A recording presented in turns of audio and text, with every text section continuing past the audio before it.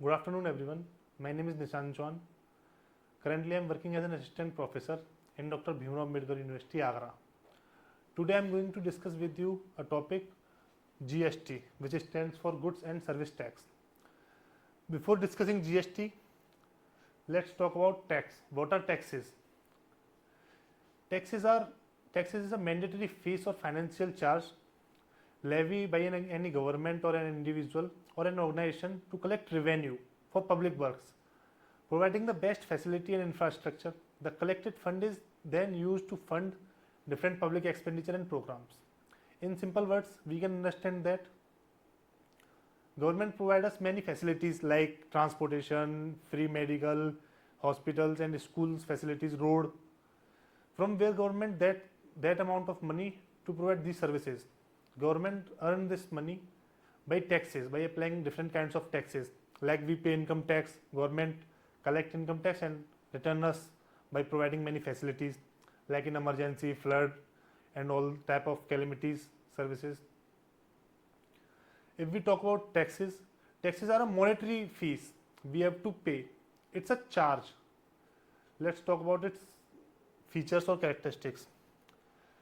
If we focus money that people have to pay to the government, first of all, we pay taxes to the government and government collect it and return it to us in many facilities. It is used for public services, hospitals, school and defense. The characteristics of taxes is pecuniary services. Pecuniary means something in money. Like I am teaching, I cannot tell government that I cannot pay you money in taxes. I will teach your children's or anything. I provide my services. I can't say that. Why? Because I have to pay tax in money in monetary terms. The characteristic is pecuniary, which provide us to measure tax in terms of money. Second is it is an enforced burden. Like we have to pay tax. Like it is a charge on us. If someone is eligible to pay tax, he has to pay tax. He can't deny.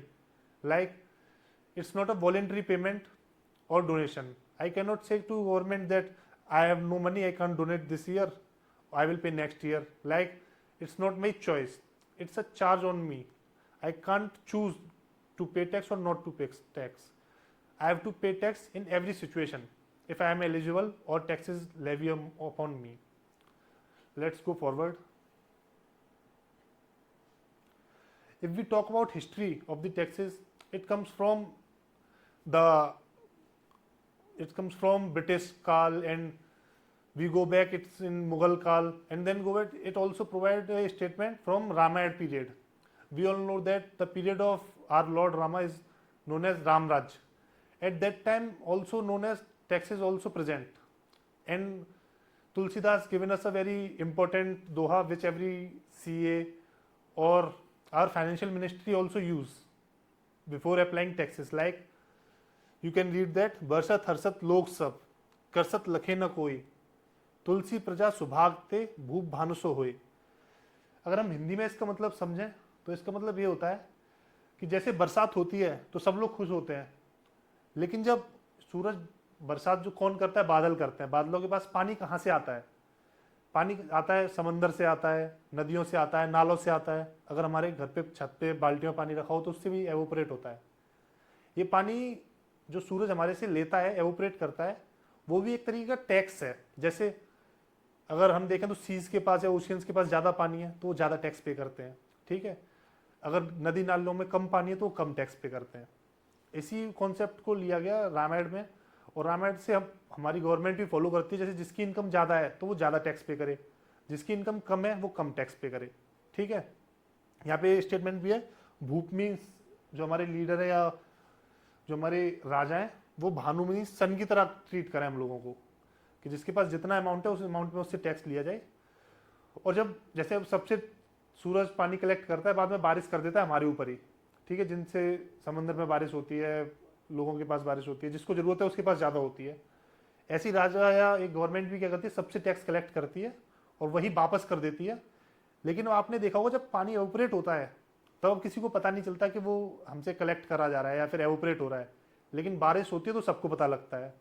Same concept tax में भी होना चाहिए कि जब tax collect किया जाए तो किसी पे बर्डन ना पड़े, लेकिन जब टैक्स के बेनिफिट्स प्रोवाइड कराए जाए तो सबको पता लग जाए। जैसे अभी हम कुछ खरीदने जाते हैं, बुक खरीदने जाते हैं, पेन खरीदने जाते हैं, तो हम टैक्स पे करके आते हैं, तो हमको पता नहीं लगता कि हमने कितना टैक्स दिया, क्या हुआ, हमको इतना लोड भी नहीं पड़ता। लेकिन उस पैसे का जब हमें बेनिफिट मिलता है तो हमको पता लगता है कि अरे ये रोड हमारे को कितनी अच्छी दे रही है गवर्नमेंट। ठीक है। एक और एक दोहा है कि मड़े महंगे किए, जैसे इम्पोर्ट, जैसे मणि वगैरह हो गई या फिर हीरे जवाहरात हो गए, उन पे ज़्यादा टैक्स लगना चाहिए, और जल नाच पे सस्ते होने चाहिए, इन पे कम टैक्स लगना चाहिए। तो हमने हिस्ट्री की थोड़ी बात कर ली कि रामायण काल में भी टैक्स प्रेजेंट था, अकबर और औरंगजेब के ज़माने में भी जजिया टैक्स था या फिर कई प्रकार के टैक्स होते थे, और हमने पढ़ाई है ब्रिटिश काल में अलग अलग प्रकार के टैक्सेस लगाती थी ब्रिटिश गवर्नमेंट। आज भी हम इतने प्रकार के टैक्स देते हैं, लाइक इनकम टैक्स, जीएसटी वगैरह। अब हम आते हैं टाइप्स ऑफ टैक्सेस के ऊपर। टैक्सेस बेसिकली दो प्रकार के होते हैं।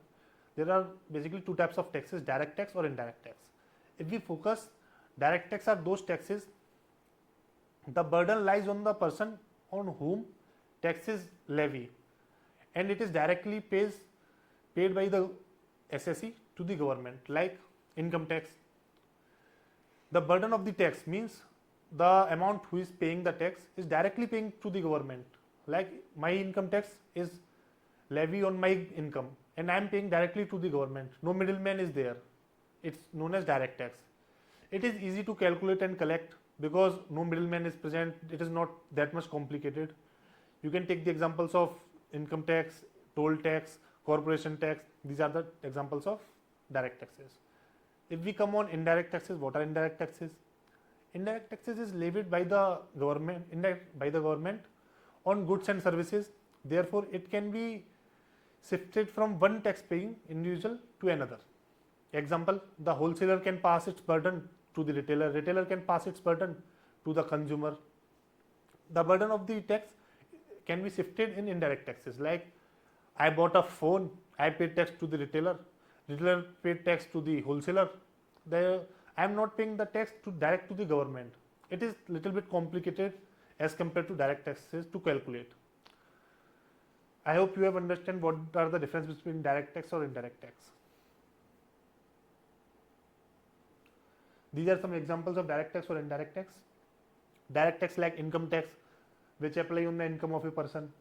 Corporation tax, which applied on the companies and corporates. Gift tax. Let me give you an example of gift tax. Gift tax are those tax which someone pays for receiving gifts. In India, if you receive gift from any person, you have to pay some taxes. But there is an exception. If you receive a gift in marriage, you don't have to pay taxes. Okay. Wealth tax is tax paid on the wealth. Property tax is paid on property. Inheritance tax is now abolished by the government. Basically, it is tax which applied when the property of parents is transferred to the spouse, not spouse, to the children's. Toll tax we all know. These all are the types of direct taxes. Now come on indirect taxes. Indirect taxes, I have told you what are the difference between direct tax and indirect tax. Indirect taxes are custom duty. Custom duty are those taxes which we pay when we import something from another country or another economy. Okay. Excise duty. Excise duty you have to pay when you produce something. Like when you manufacturing firm has to pay excise duty. Like we take an example, Mathura refinery. It is manufacturing something, then he has to pay excise duty. Value added tax. It is little bit interesting, let me tell you. Value added tax is come from the word you can understand. Value added means if you add value on any item, you have to pay an additional tax. Like I bought wheat from the farmer and made atta from that. Then I have to pay some taxes which is known as value added tax. By I added value into the wheat and made it atta. And then someone bought atta from me and made biscuits from that. He also added some value, then he has to pay value added tax. Okay.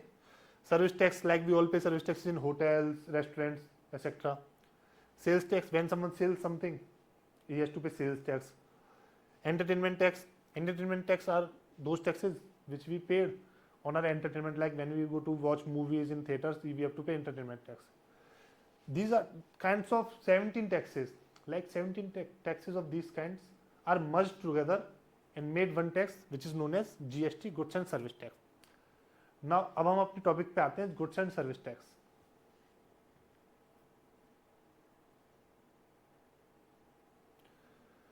Basically, goods and service tax is also a kind of indirect tax which is emerged from merging 17 different types of indirect taxes like custom duty, excise duty, value added tax.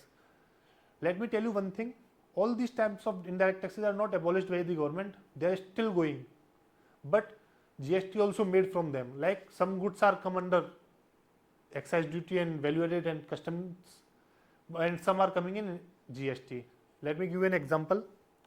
Alcohol and petroleum and petrol, diesel are coming in the old taxes. Like on petrol and alcohol, they are applying excise duty, customs duty, but in other kinds of goods like TV, fridge, cooler, AC, mobile phones, e-tables, restaurants, all these kinds of categories are coming in goods and service tax.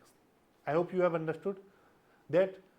Don't confuse between that old kinds of taxes are abolished, they are still going on. This is the history of GST. You can see that the Fiscal Responsibility and Budget Management Committee was formed in 2004, and then committee recommended the introduction of GST. We all know our respected honorable former Prime Minister Manmohan Singh ji. He is well-known economist. He suggested that GST should become in India. So he made a committee in 2004, which committee is known as Budget Management Committee, and this committee worked on the importance of GST, but at that time it does not work that properly. Then during the budget of 2006 and 7, the budget speech, then Union Finance Minister announced that GST would be introduced in April 2010, but is also not worked. In 2016, a bill was passed in both the houses of Parliament, in the leadership of our honorable Prime Minister Narendra Modi ji. The GST has been passed on 1 July 2017. Our president was signed in 2016. Then constitution amendment took place. GST Council formed in New Delhi. Assam, it is a fact, we have to remember that Assam is the first state of India who adopted GST. Okay. These are some points to remember, or we can call it facts. Like first country to adopt GST in the world is France. Basically, France is the first nation in the world who adopted GST. And India follows Canada model of GST. Like there are different kinds of model, different kinds of slabs, but India follow Canada model of GST. It is the committee which formed for the GST in India, Kelkar committee. There you can see that line, GST replaced 17 kinds of different types of taxes and formed GST. If someone do fraud in GST, there is 5 years of jail. President signed the bill on 8 September 2016. First and last step to adopt of Jammu. I told you that first state who adopted GST is Assam, and last state who adopted GST is Jammu and Kashmir. Okay, I hope you understand. GST came on 1st July 2017, which is also known as GST Day. It is a little bit political term that bill number 122 and amendment number 1101 is for GST. Let's go ahead. Let's come to the slabs of GST. There are basically 5 kinds of slab: 0%, 5%, 12%, 18%, 28%. What are these slabs? Slabs are the rate which we apply on the different kinds of goods, by which we can apply taxes. Like if you buy fauna today, you have to pay 18%, then it comes in 18% slab. Okay, there are basically 5 kinds of slab. What come in 0%? In 0%, things come which is very necessary for a human being to survive, like food also. Let me clear you, food which is unpacked food, milk, curd which is unpacked milk. If you come on the packed products like packed milk, then it come in 5% GST. Okay, 12% GST also applied on some raw materials. Majority of items come under 18% of GST. and luxury items comes under 20% GST, like cosmetics, perfumes, etc. I hope you understand what are the slabs of GSTs. There are some exceptions, like diamonds come under 1% of GST slab. These are made for jewelry or ornaments slabs. Next come on types of GST. There are basically 4 types of GST: CGST, SGST, UTGST, IGST. CGST means Central Goods and Service Tax, like the tax which is collected by central government. SGST, which is state government goods and service tax, which is collected by state government. UTGST is similar like state GST, which is collected by union territory goods and service tax. If union territory apply GST, it is known as goods UTGST. Then come IGST. IGST is integrated GST or destination GST. ITGST comes when a product is produced in a district or state. Like, let me give you an example. Let me teach you it with chart.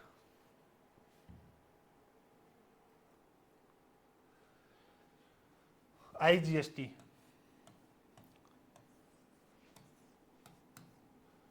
It is also known as destination GST.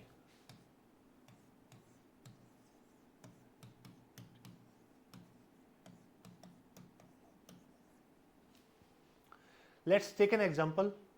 If a product is produced in Gujarat, let's take it's a Gujarat, and they send their product to UP.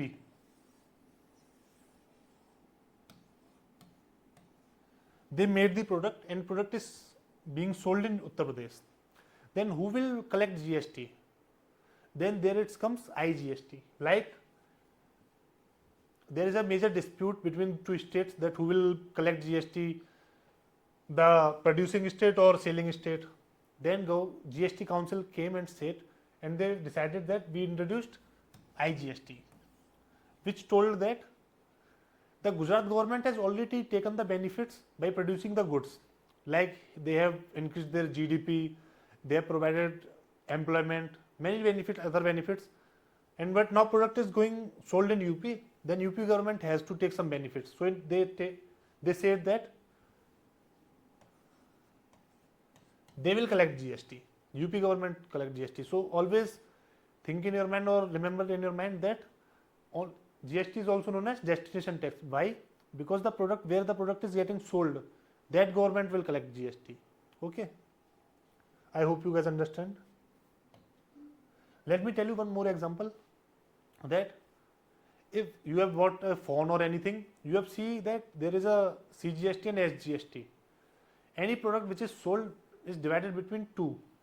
Like, central government collect 50% and state government collect 50%. Let me give you one more example. If you bought a phone, rupees 10,000, 18% GST equal to 1800. Then 2 government, state government and central government divided 50-50. CGST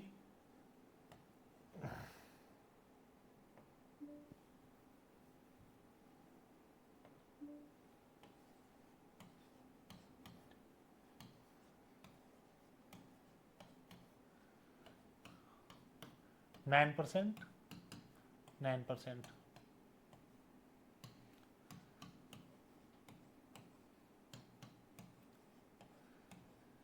You can check your bill if you bought something. If you have the bill, you can check there is a same slot like CGST and SGST 50-50 dividing the GST. I hope you guys understood that. Let's go back to the slide.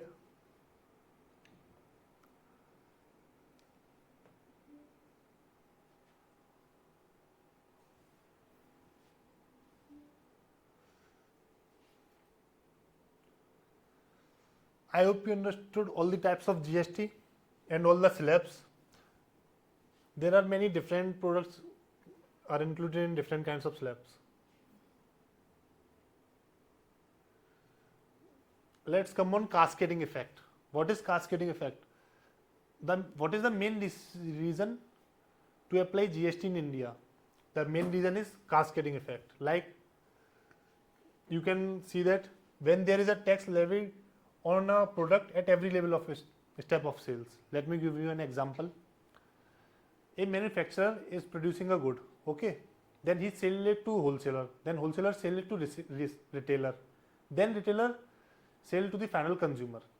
At every stage there are taxes applying, like manufacturer when selling to wholesaler, wholesaler paying taxes, manufacturer paying to government, retailer paying to wholesaler, and many different kinds of taxes.